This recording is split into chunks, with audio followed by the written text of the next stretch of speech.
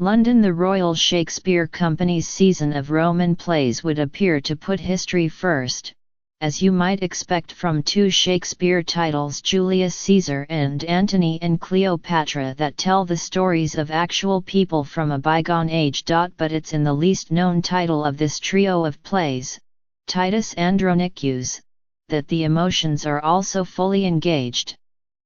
The plays are running in repertory at the Barbican Theatre through January 20.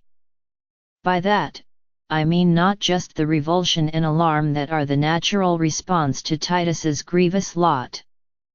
The Roman general has lost 21 sons in combat before the play even begins, and the action unfolds amid a landscape of dismemberment and carnage that makes the cannibalism of Sweeney Todd, for instance, seem polite. And yet, far from allowing Shakespeare's first tragedy to settle into grand guignol or gross out, the director Blanche McIntyre taps into reserves of feeling I haven't often experienced in this play before. "I have not another tear to shed," remarks the self-described feeble ruin that is Titus, David Troughton, somewhere around the time that his only daughter Lavinia, Hannah Morish, has been mutilated in full view of the audience. Let's not dwell on the specifics. From there, the production embraces gallows humor as Titus takes his demented revenge, chef's hat and tasting spoon at the ready.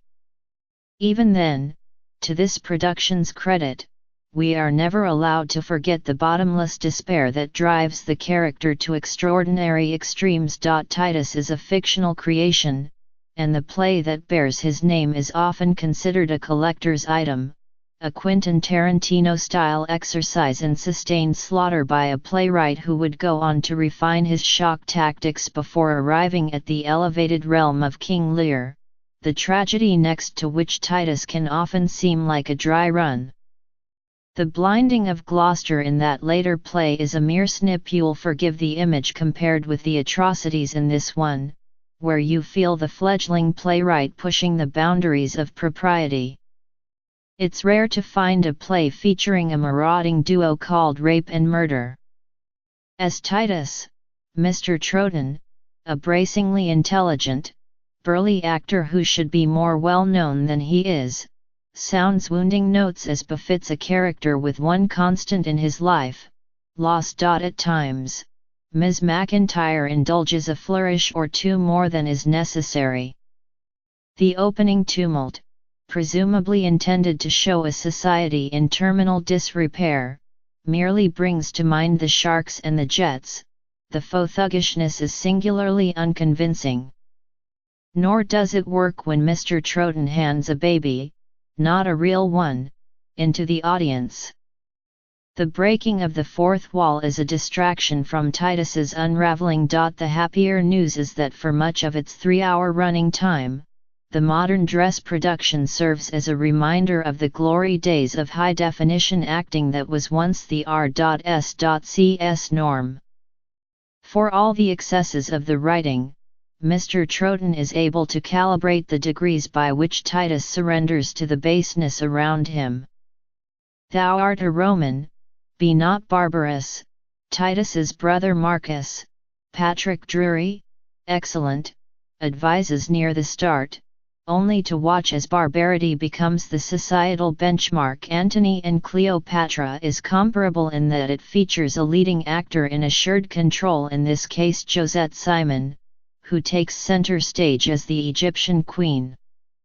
Too long absent from the company where she began her career, Ms. Simon brings a lissom sensuality to one of Shakespeare's greatest female characters, a part that tends to overshadow its Antony, notwithstanding the clarity that a robust Antony Byrne brings to the grizzled Roman general.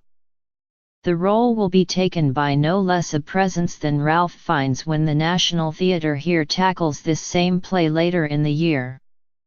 Adopting a playful, devil-may-care persona, Ms. Simon revels in the outsized posturing of a ruler who is also given some of Shakespeare's most luxuriant language.